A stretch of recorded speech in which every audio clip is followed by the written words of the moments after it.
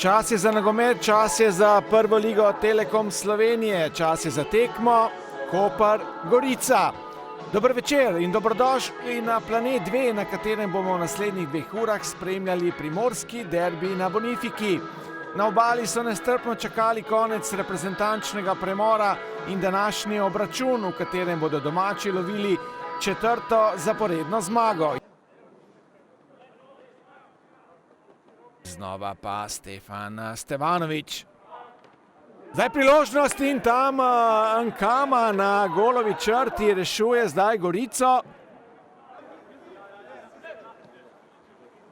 Stevanović in Jozinović na levi strani, predložek Jozinovića, skače tam Mula Husejnović, lahka preizkušnja za Kanarčke.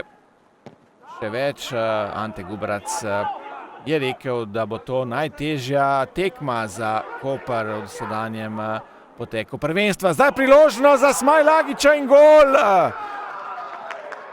No, Gorica vodi na primorskem derbiju v 37. minuti. Lepa podaja je bila to v kazenski prostor, kjer je bil odlično postavljen Semir Smajlagić, ki je potem z glavo premagal Vargiča in Gorica vodi.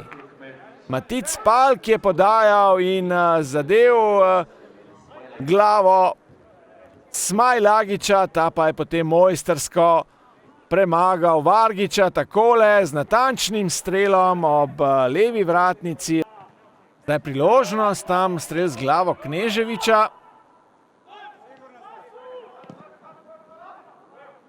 In zdaj še Mula Husejnović, vendar Likar je bil pripravljen, jih je v zadnji liniji.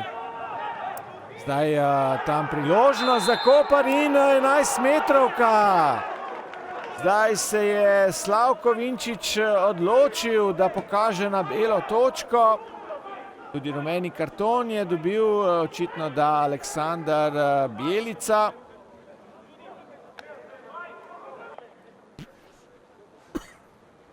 Tukaj poglejmo, podaja proti Žužku, ki ni bil v prepovedanem položaju. In priložnost za izenačenje. In gol!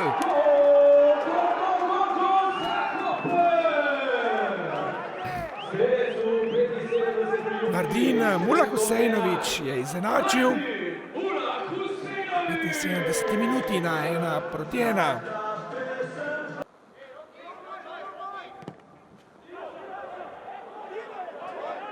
Tam nova podaja, žoga ni končala čez črto, priložnost. Mula Husejnović je streljal z glavo.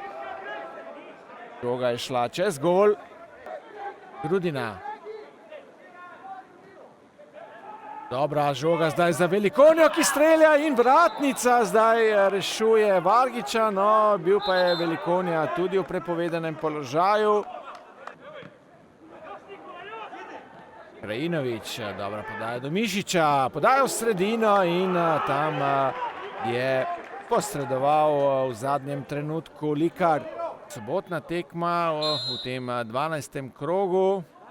Guberac podaja v sredino, Spinelli priložnost.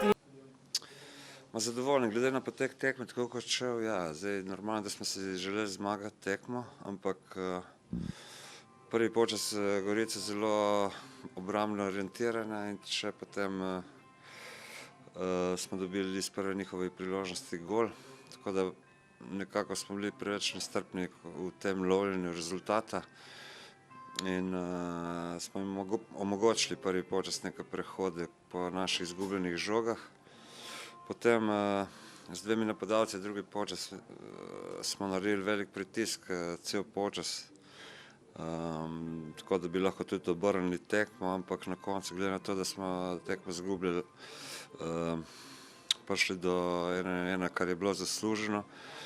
Visel je gol v zraku potem, ampak nam ni uspelo zadeti, ampak vseeno mislim, da je v redu, moramo gledati pozitivno, ostali smo neporaženi naprej in tako da ena serija gre dalje.